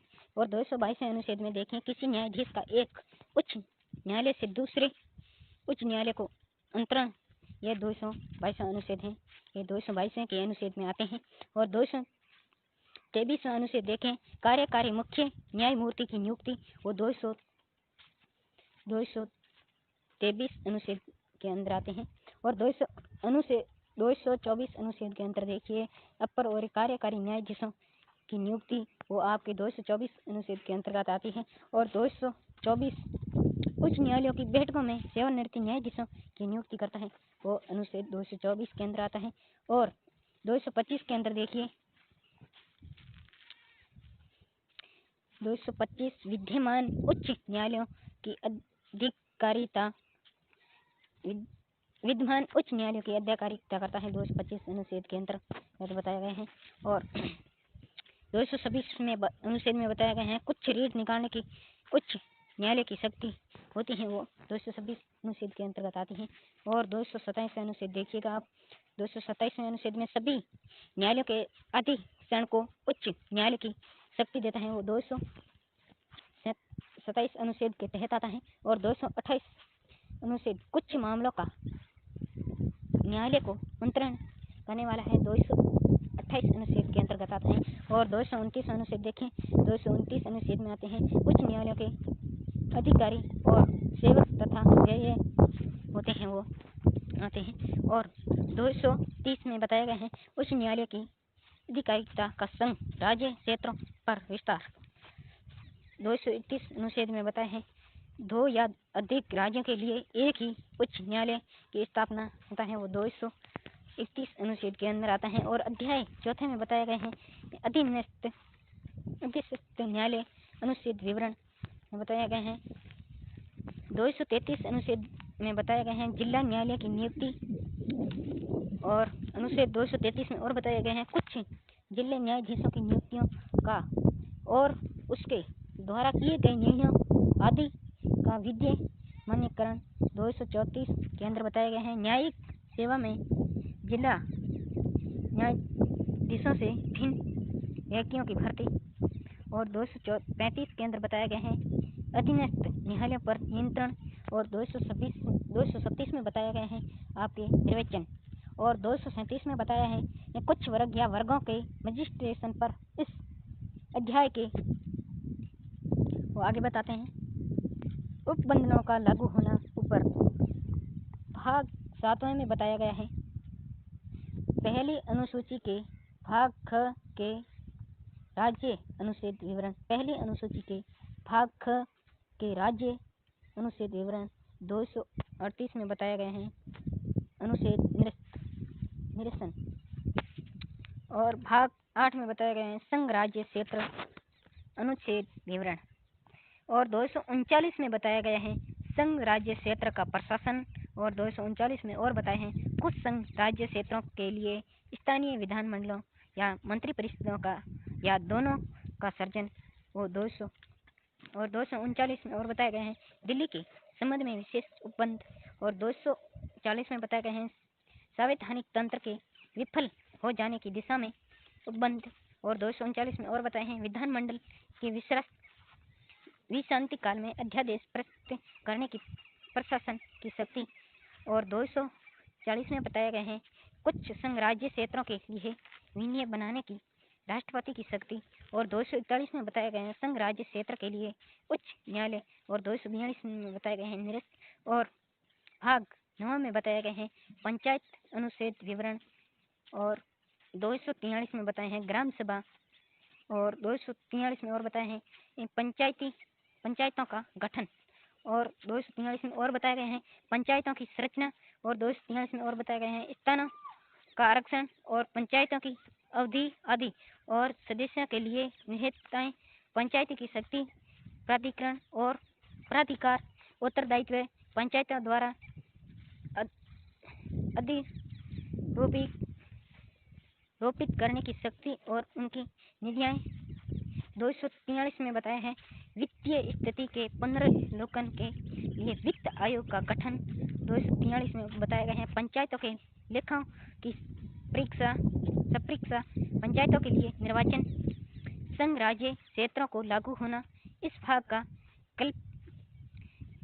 कतिपय क्षेत्रों को लागू न होना। 243 में बताए गए हैं विद्यमान विधियों और पंचायतों का बना रहना। और 243 में और बताया गया है निर्वाचन संबंधित मामलों में न्यायालयों के हस्तक्षेप का वर्जन बोलो या वजन बोलो एक ही। और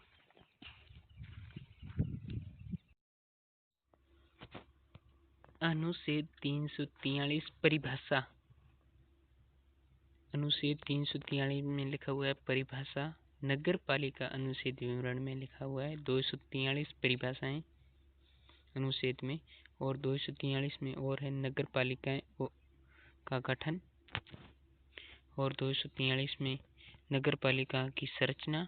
और 343 में वार्ड समिति आदि का गठन और संरचना और स्थानों का आरक्षण नगर पालिकाओं की अवधि आदि सदस्यता के लिए निर्णयताएं नगर पालिकाओं आदि की शक्तियों प्राधिकारियों और उत्तरदायित्व। 243 में है नगर पालिका द्वारा कर आरोपित करने की शक्ति और उनकी निधियां। वित्त आयोग नगर पालिकाओं के लेखाओं की सपरीक्षा नगर पालिकाओं के लिए निर्वाचन संघ राज्य क्षेत्रों को लागू होना। इस भाग का कतिपय क्षेत्रों को लागू न होना। जिला योजना के लिए समितियां महानगर योजना के लिए समिति विद्यमान विधियों और नगर पालिकाओं का बना रहना। निर्वाचन संबंधी मामलों में न्यायालयों के हस्तक्षेप का वर्जन। भाग 10 में बताया गया है अनुसूचित और जनजाति क्षेत्र अनुच्छेद विवरण। 244 अनुच्छेद में बताया गया है अनुसूचित क्षेत्रों और जनजातीय क्षेत्रों का प्रशासन। और 244 क में बताए हैं असम के कुछ जनजातीय क्षेत्रों को समाविष्ट करने वाला एक स्वशासी राज्य बनाना और उसके लिए स्थानीय विधानमंडल या मंत्रिपरिषद का या दोनों का सर्जन। और भाग 11 में बताया गया है संघ और राज्यों के बीच संबंध क्या है। और अध्याय प्रथम में बताया है विधायी संबंध। विधायी शक्तियों का विवरण। अनुच्छेद 245 में संसद द्वारा राज्य के विधानमंडलों द्वारा बनाई गई विधियों का विस्तार। और 246 में बताया गया है संसद द्वारा और राज्य के विधान मंडलों द्वारा बनाई गई विधियां की विषय वस्तु और 247 में है कुछ अतिरिक्त न्यायालयों की स्थापना का उपबंधन करने की सदस्य की शक्ति।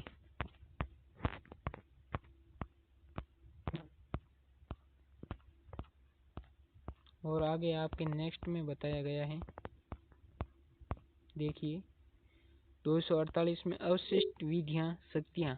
239 में बताया गया है राज्य सूची में के विषय के संबंध में राष्ट्रीय हित में विधि बनाने की संसद की शक्ति। 250 में यदि आपात की उद्घोषणा प्रबंधन में हो तो राज्य सूची में के विषय के संबंध में विधि। 251 में संसद द्वारा अनुच्छेद 249 को 49 और अनुच्छेद 250 के अधीन बनाई गई विधियां और राज्यों के विधान मंडलों द्वारा बनाई गई विधियां में असंगत हैं। और 252 दो या दो से अधिक राज्यों के लिए उनकी सहमति से विधि बनाने की संसद की शक्ति और ऐसी विधि का किसी अन्य राज्य द्वारा अंगीकार किया जाना। 253 अनुच्छेद में बताया गया अंतर्राष्ट्रीय करारों को प्रभावी करने के लिए विधानसभा। और 254 में बताया है संसद द्वारा बनाई गई विधियों और राज्यों के विधान मंडलों द्वारा बनाई गई विधियों में असंगति। और 255 में बताया गया है सिफारिशों और पूर्व मंजूरी के बारे में अपेक्षाओं को केवल प्रक्रिया के विषय में मानना। अध्याय 2 में बताया गया है प्रशासनिक संबंध साधारण अनुच्छेद विवरण। और 256 में बताया गया है राज्य की और संघ की बाध्यता। और 257 में कुछ दशाओं में राज्यों पर संघ का नियंत्रण। और 257 क में निरसन। और 258 में बताया गया है कुछ दशाओं में राज्यों को शक्ति प्रदान करने आदि की संघ की शक्ति। और 258 में बताया क है संघ की कृत्य सौंपने की राज्यों की शक्ति। और 260 में बताए हैं भारत के बाहर के राज्य क्षेत्रों के संबंध में संघ की अधिकारिता।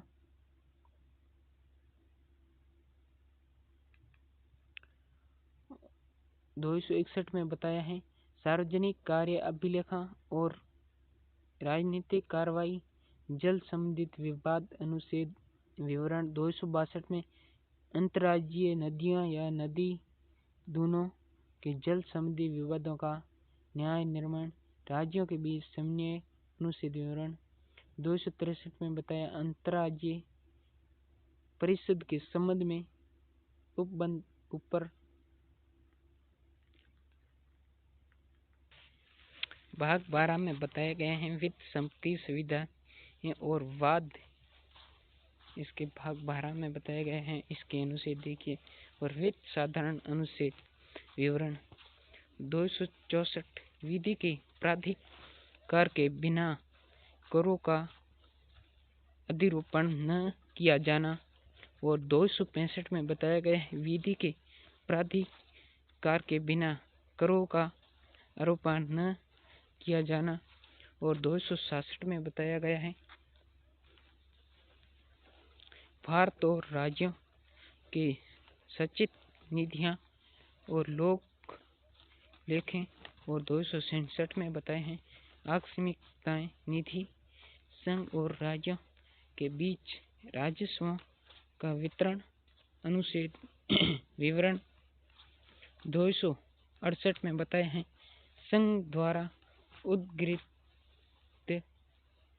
किए जाने वाले किंतु राज्यों द्वारा संग्रहित और विनियोजित किए जाने वाले शुल्क। 269 में बताए हैं संघ द्वारा उद्धृत और संग्रहित किंतु राज्यों को सौंपे जाने वाले कर। 270 में बताए हैं उद्गृहित कर और उनका संघ तथा राज्यों के बीच वितरण।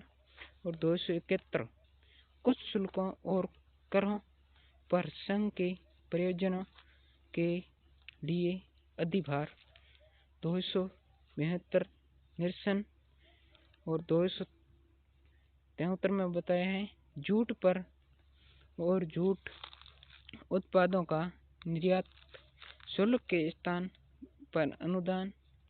274 में बताएं ऐसे प्रावधान पर जिसमें राज्य हितबंध हैं प्रभाव डालने वाले विधेयकों के लिए राष्ट्रपति की पूर्व सिफारिश की अपेक्षा। और 275 में बताया है कुछ राज्यों को संघ अनुदान।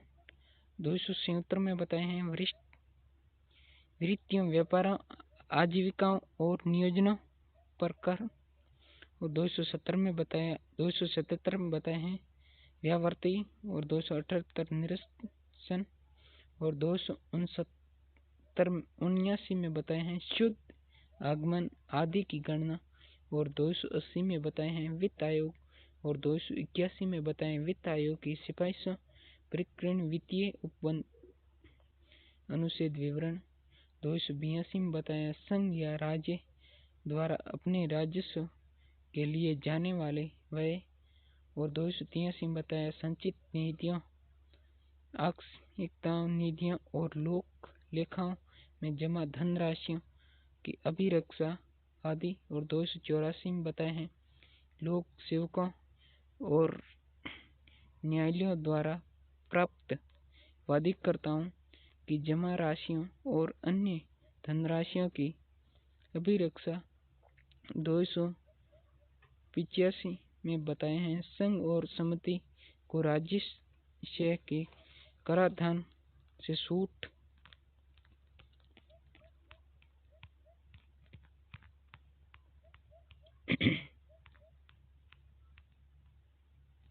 और 286 माल के क्रय या विक्रय पर कर के अभिरोक्षण के बारे में निर्बंधन। और 287 में बताएं विद्युत पर करों से छूट। 288 में बताए हैं जल या विद्युत के संबंध में राज्यों द्वारा करारधन से कुछ दशाओं में छूट। 279 में बताया राज्यों की संपत्ति और आय को संघ और करारधान से छूट।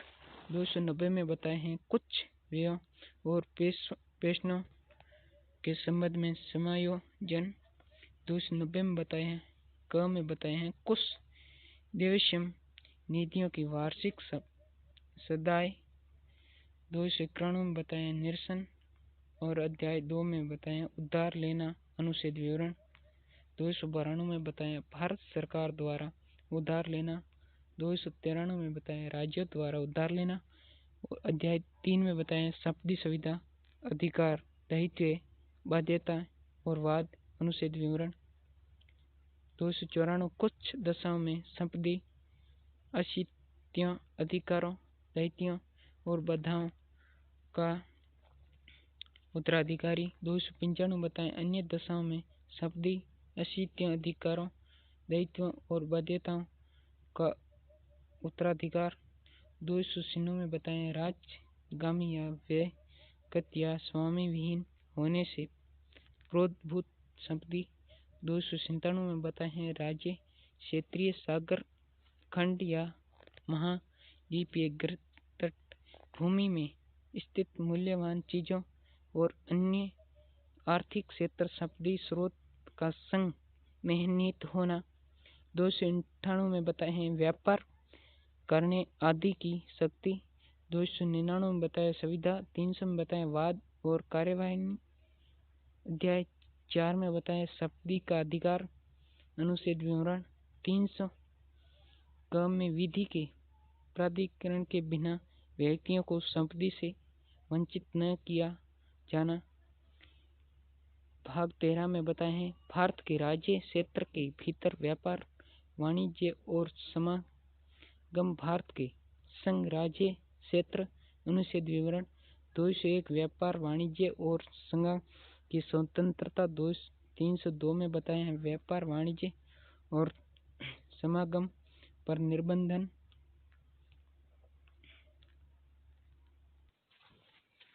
अनुच्छेद 203 में बताया गया है व्यापार और वाणिज्य के संबंध में संघ और राज्यों की विधायी शक्तियों पर निर्बंधन। और 204 में बताए हैं राज्यों के बीच व्यापार वाणिज्य और संगम पर निर्बंधन। और 305 में बताए हैं विद्यमान विधियों और राज्य के एकाधिकार का प्रबंधन करने वाली विधायियों की व्यवहारती। और 206 है निरसन।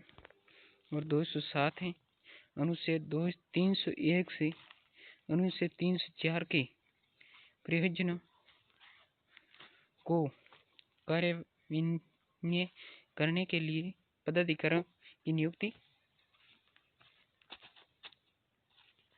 भाग 14 संघ और राज्य के अधीन सेवाएं। अध्याय 1 में बताए हैं सेवाएं अनुच्छेद विवरण।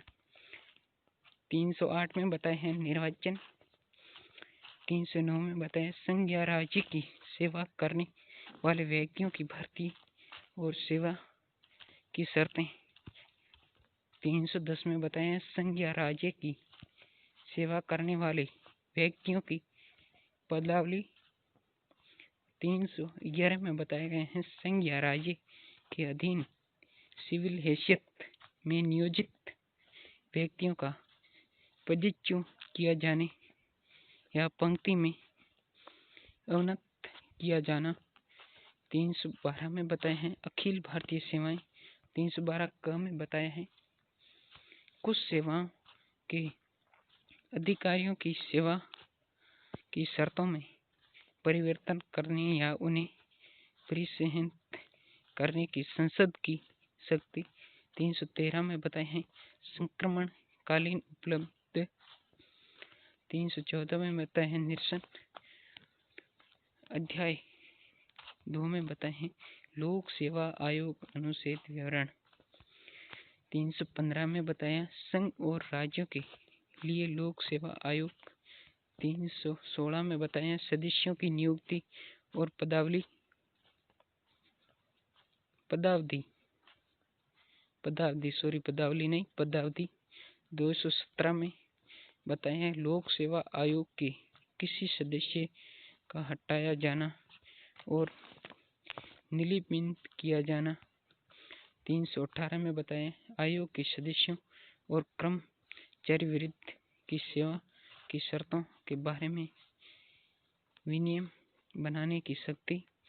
319 में बताया आयोग के सदस्यों द्वारा ऐसे सदस्य न रहने पर पद धारण करने के संबंध में प्रतिषेध।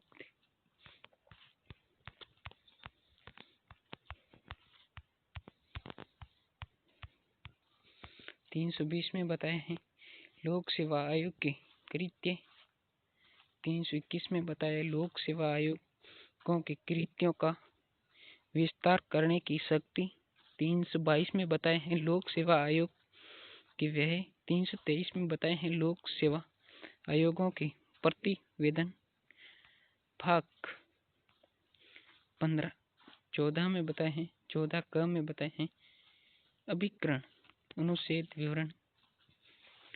323 में बताए हैं प्रशासनीय अधिकरण। 323 में ख में बताए हैं अन्य विषयों के लिए अधिकरण। भाग 15 में बताए हैं निर्वाचन अनुच्छेद विवरण।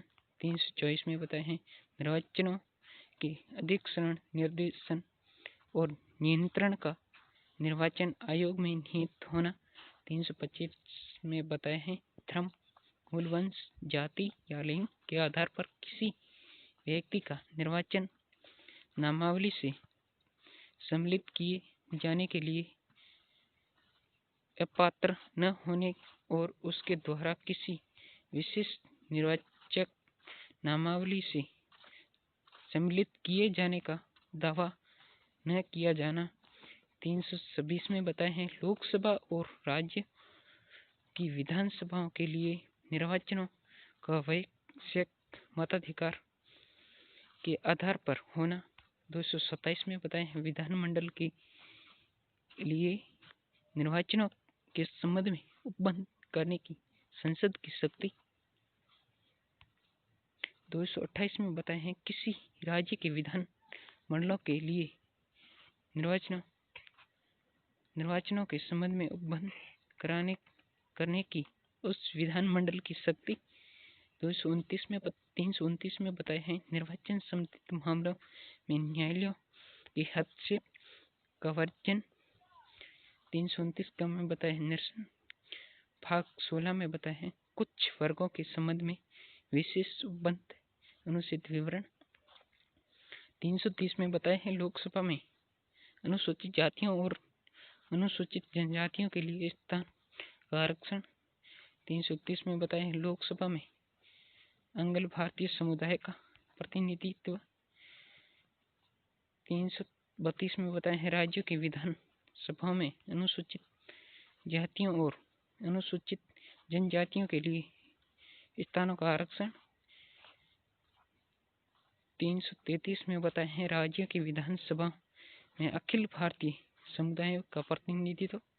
334 में बताए हैं स्थानों के आरक्षण और विशेष प्रतिनिधित्व का 60 वर्ष के पश्चात न रहना।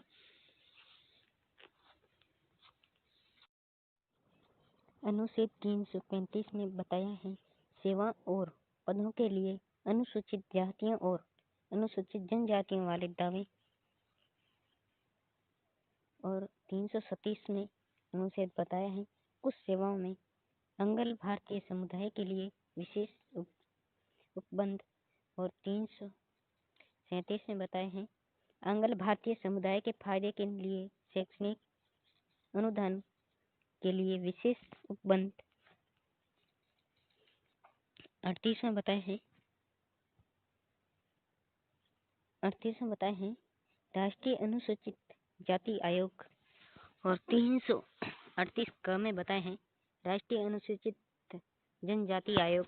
और 339 में बताया है अनुसूचित क्षेत्रों के प्रशासन और अनुसूचित जनजातियों के कल्याण के बारे में संघ का नियंत्रण।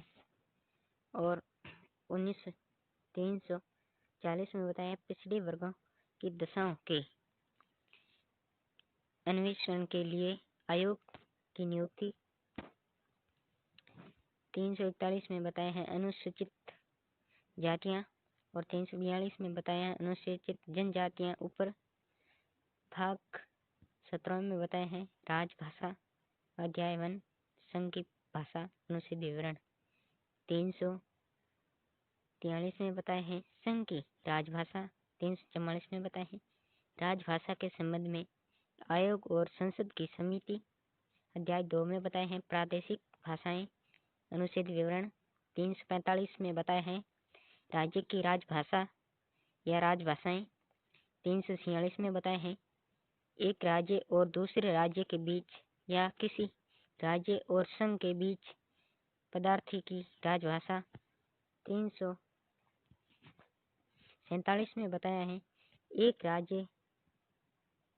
राज्य और दूसरे राज्य के बीच या किसी राज्य और संघ के बीच पदार्थी की राजभाषा।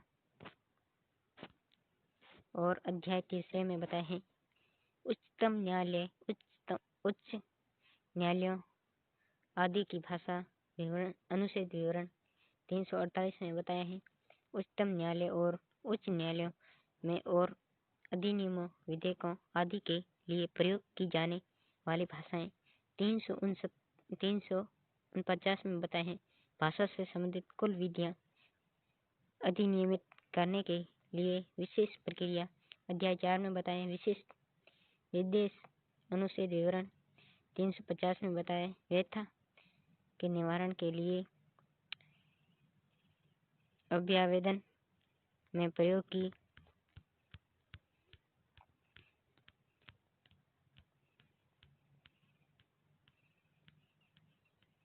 की जाने वाली भाषा। 350 में प्राथमिक स्तर पर मातृभूमि में शिक्षा की सुविधाएं। 350 में बताया भाषाई अल्पसंख्यक वर्गों के लिए विशेष अधिकारी। 351 हिंदी भाषा के विकास के लिए निर्देश। 300 और 318 में बताएं आपात प्रबंध अनुच्छेद विवरण। 352 में बताए हैं आपात की उद्घोषणा। 53 में बताया आपात की उद्घोषणा का प्रभाव। 354 में बताया है जब आपात की घोषणा प्रवर्तन में है तब राजस्व के विवरण संबंधित उपबंधों को लागू होना। 355 बाह्य आक्रमण और आंतरिक अशांति से राज्य की सुरक्षा करने का संघ का कर्तव्य। 356 में राज्य से संवैधानिक तंत्र के विफल हो जाने की दशा में उपबंध। 357 में अनुच्छेद 356 के अधीन की गई उद्घोषणा के अधीन विधायी शक्तियों का प्रयोग। 358 में आपात के दौरान अनुच्छेद 19 के उपबंधों का निलंबन। अनुच्छेद 359 आपात के दौरान भाग 3 द्वारा प्रदत्त अधिकारों के प्रवर्तन का निर्बंध। 1959 का निरसन। 360 वित्तीय आपात के बारे में उपबंध। भाग 19 प्रकरण अनुच्छेद विवरण। 361 में बताया है राष्ट्रपति और राज्यपालों और प्रमुखों का संरक्षण। 361 का संसद और राज्य के विधान मंडलों की कार्यवाहिनियों की प्रकाशन का संरक्षण। 361 का लाभ पद राजनीतिक पद पर नियुक्त के लिए निर्हीनता। 362 निरसन। 363 कुछ संधियां करारों आदि के उत्पन्न विवादों में न्यायालयों के हस्तक्षेप का वर्णन। 363 के क में बताया है देशी राज्यों के शासकों को दी गई मान्यता की समाप्ति और निजी थोलियों का अंत। महापत्तनों और विमान क्षेत्रों के बारे में विशेष उपबंध। 365 में बताया है संघ द्वारा दिए गए निर्देशों का अनुपालन करने में या उनको प्रभावी करने में असफलता का प्रभाव।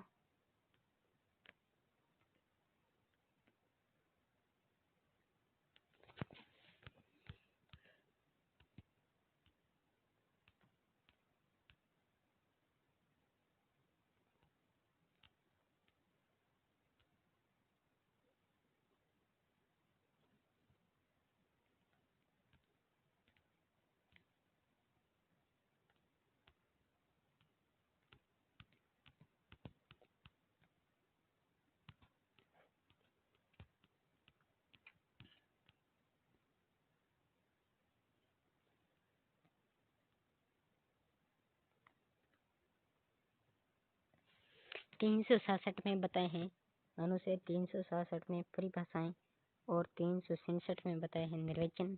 भाग 20 में संविधान का संशोधन अनुच्छेद विवरण। 368 में बताया है संविधान का संशोधन करने की संसद की शक्ति और उसके लिए प्रक्रिया ऊपर। भाग 21 में अस्थायी प्रतिनिधि और विशेष प्रावधान अनुच्छेद विवरण। 369 में राज्य सूची के कुछ विषयों के संबंध में विधि बनाने की संसद की इस प्रकार अस्थायी शक्ति मानव व समर्थी सूची के विषय हो। 370 जम्मू और कश्मीर राज्य के संबंध में अस्थायी उपबंध। 371 महाराष्ट्र और गुजरात राज्य के संबंध में विशेष उपबंध। 371 क नागालैंड राज्य के संबंध में विशेष उपबंध। 371 ख असम राज्य के संबंध में विशेष उपबंध। 371 ग मणिपुर राज्य के संबंध में विशेष उपबंध। 371 घ आंध्र प्रदेश राज्य के संबंध में विशेष उपबंध। 371 ड आंध्र प्रदेश में केंद्रीय विश्वविद्यालय की स्थापना। 371 च सिक्किम राज्य के संबंध में विशेष उपबंध। 371 स में मिजोरम राज्य के संबंध में विशेष उपबंध। 371 ज अरुणाचल प्रदेश राज्य के संबंध में विशेष उपबंध। 371 झ गोवा राज्य के संबंध में विशेष उपबंध। 372 विद्यमान विधियों का प्रवर्तन बने रहना और उसका अनुकूलन। 372 क विधियां का अनुकूलन करने की राष्ट्रपति की शक्ति। 373 निवारक निविरोध में रखे गए व्यक्तियों के संबंध में कुछ दशाओं के आदेश करने के राष्ट्रपति। और 374 में बताए हैं 374 में बताया है 374 में बताया है फेडरल न्यायालय के न्यायाधीशों और फेडरल न्यायालय में या सपरिषद हिज मैजेस्टी के समक्ष लंबित कार्रवाइयों के बारे में उपबंध। 375 संविधान के उपबंधों के अधीन रहते हुए न्यायालयों प्राधिकारियों और अधिकारियों का करते रहना। 377 में उच्च न्यायालयों के न्यायाधीशों के बारे में उपबंध। 377 भारत के नियंत्रक महालेखा परीक्षक के बारे में उपबंध। 378 लोक सेवा आयोग के बारे में उपबंध। 378 का आंध्र प्रदेश विधान सभा की अवधि के बारे में विशेष उपबंध। 379 से 391 निरसन। 392 कठिनाइयों को दूर करने की राष्ट्रपति की शक्ति। भाग 22 में संक्षिप्त नाम प्रारंभ और निरसन हिंदी में प्राकृतिक पाठ अनुच्छेद विवरण। 393 संक्षिप्त नाम। 394 में प्रारंभ। 394 का हिंदी भाषा में प्राकृतिक पाठ। 395 में निरसन।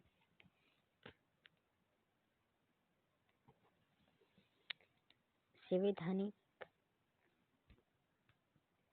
प्रमुख संवैधानिक अनुच्छेद। अनुच्छेद 1 में बताए हैं यह घोषणा करता है कि भारत राज्यों का संघ है। अनुच्छेद 3 संसद विधि द्वारा नए राज्य बना सकती है तथा पहले मौजूद राज्यों के क्षेत्रों समीक्षाओं नामों में परिवर्तन कर सकती है। अनुच्छेद 5 से 11 नागरिकता का प्रावधान। अनुच्छेद 12 से 35 तक मौलिक अधिकारों का प्रावधान। अनुच्छेद 36 से 51 तक राज्य के नीति निर्देशक तत्व।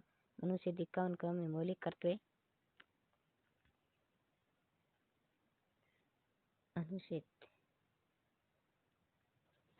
अनुच्छेद 52 से 73 तक भारत के राष्ट्रपति एवं उपराष्ट्रपति का संगठन और कार्य क्षेत्राधिकार।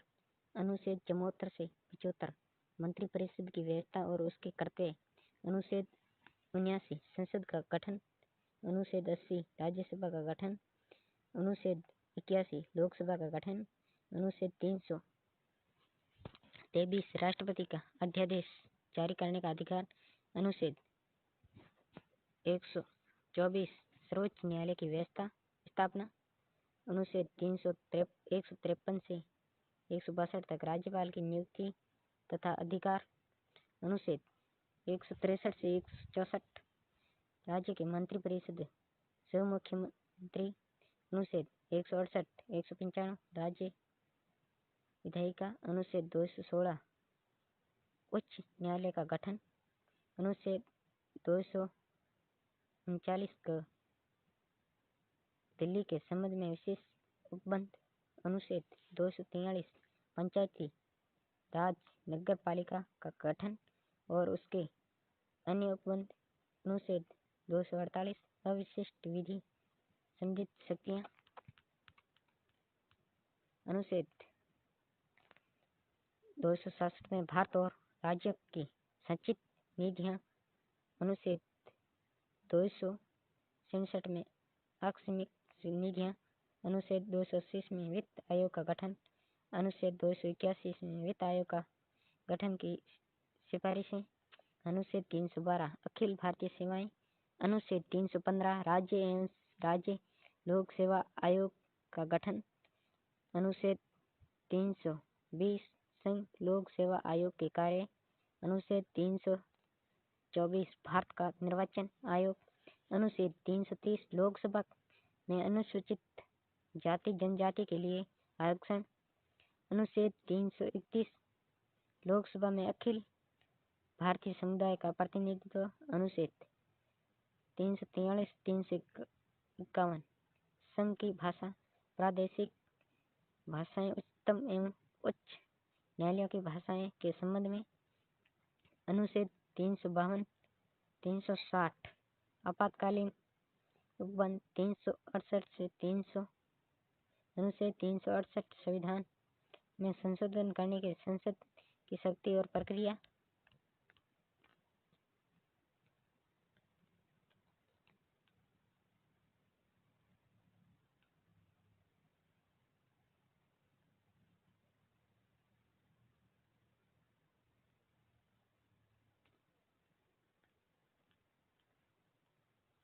अनुच्छेद 370 जम्मू कश्मीर राज्य के संबंध में अस्थायी उपबंध। भारतीय संविधान के अनुच्छेद। भारतीय संविधान के कुल कितने अनुच्छेद हैं? 444। भारतीय संविधान के किस अनुच्छेद में यह लिखा है कि भारतीय राज्यों का एक संघ होगा? अनुच्छेद 1। किस अनुच्छेद में नागरिकों को मौलिक अधिकार प्रदान किए गए हैं? अनुच्छेद 12 से 35। किस अनुच्छेद में नागरिकता संबंधित प्रावधान है? अनुच्छेद 5 से 11। नौकरियों तथा शैक्षणिक संस्थाओं में समाज के कमजोर वर्गों के लिए आरक्षण उपलब्ध कराने के लिए केंद्र सरकार को कौन सा अनुच्छेद अधिकार प्रदान करता है? 16वां। संविधान के किस अनुच्छेद में राज्य में नीति निर्देशक तत्वों का उल्लंघन है? 37 से 51। भारत संविधान के किस अनुच्छेद में कल्याणकारी राज्य की अवधारणा वर्णित है? अनुच्छेद 39। संविधान के किस अनुच्छेद के अंतर्गत भारत के राष्ट्रपति पर महाभियोग चलाया जा सकता है? अनुच्छेद 61। किस अनुच्छेद में मंत्रीगण सामूहिक रूप से लोकसभा के प्रति उत्तरदायी होते हैं? 75। महान्यायवादी की नियुक्ति किस अनुच्छेद के अंतर्गत की जाती है? अनुच्छेद 76।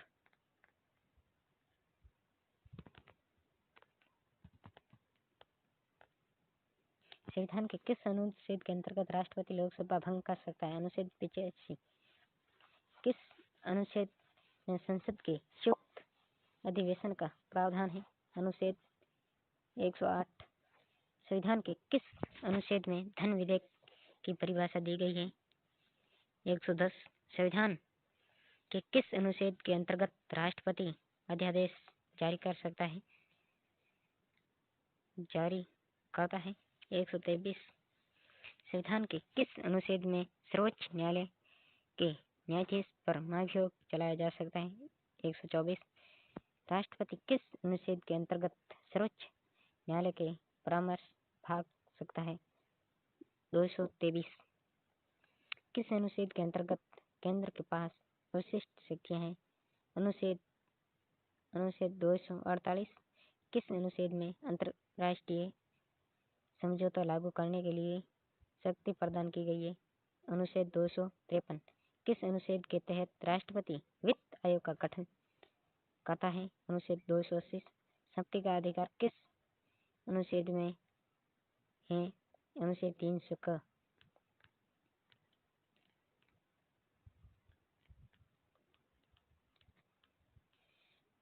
संविधान के किस अनुच्छेद में संघ और राज्य के लिए लोक सेवा आयोग का प्रावधान है? अनुच्छेद 315। किस अनुच्छेद के अंतर्गत हिंदी भाषा को राजकीय भाषा घोषित किया गया है? अनुच्छेद 343। भारत के किस अनुच्छेद के तहत अनुसूचित जनजाति के लिए एक राष्ट्रीय आयोग के गठन का प्रावधान है? 338 है। संसद को संविधान संशोधन का अधिकार किस अनुच्छेद में है? 368। संविधान के किस अनुच्छेद के अंतर्गत संविधान की प्रक्रिया का उल्लंघन है? 360। संविधान के किस अनुच्छेद में मंत्रिमंडल शब्द का प्रयोग संविधान में एक बार हुआ है? 352। जम्मू कश्मीर को किस अनुच्छेद के अंतर्गत विशेष दर्जा प्राप्त है? 317। अनुच्छेद 360 का संबंध किससे है? संप्रति राष्ट्रपति शासन से। भारतीय संविधान में समानता का अधिकार 5 अनुच्छेदों द्वारा प्रदान किया गया है। वे कौन कौन से हैं? 14 से 18 तक। संविधान के किस अनुच्छेद में मूल कर्तव्यों का उल्लेख है? अनुच्छेद 51 का। भारत के नागरिक का मूल कर्तव्य होगा प्राकृतिक पर्यावरण का संरक्षण एवं सुधार। यह कथन किस अनुच्छेद में है? अनुच्छेद 1। संविधान में किस अनुच्छेद के अंतर्गत राज्य सरकार को ग्राम पंचायत के संगठन का निर्देश दिया गया है? अनुच्छेद 40। वर्तमान में संविधान में कितनी अनुसूचियां हैं? 12। संविधान की 21 अनुसूची का संबंध किस से है? महत्वपूर्ण पद अधिकारियों के वेतन भत्तों से। कौन सी अनुसूची में 22 भाषाएं को मान्यता दी गई है? 8वीं अनुसूची। दल बदल के आधार पर निर्वाचित सदस्यों की योग्यता संबंधित विवरण किस सूची में है? 10वीं अनुसूची। संविधान की 6वीं अनुसूची किस राज्य में लागू नहीं होता है? मणिपुर। किस राज्य के आरक्षण विधेयक को 9वीं अनुसूची में सम्मिलित किया गया है? तमिलनाडु। भारत संविधान की कौन सी अनुचित राज्य में नामों की सूची तथा राज्य देशों का ब्यौरा होता है? पहली अनुसूची। संविधान भारतीय संविधान में 9वीं अनुसूची परिवर्तन हुई। प्रथम संशोधन द्वारा किस अनुच्छेद के अंतर्गत उपराष्ट्रपति पद की व्यवस्था है? अनुच्छेद 63। वित्तीय आपात की घोषणा किस अनुच्छेद के अंतर्गत होती है? अनुच्छेद 360। अनुच्छेद 370। जम्मू कश्मीर राज्य के संबंध में अस्थायी उपबंध। तो ठीक है दोस्तों, आज का वीडियो इतना ही था और हमारे चैनल को सब्सक्राइब करें और लाइक करें। वीडियो पसंद आया तो लाइक करें और अपने दोस्तों को शेयर करें। प्लीज़ हेल्प करें।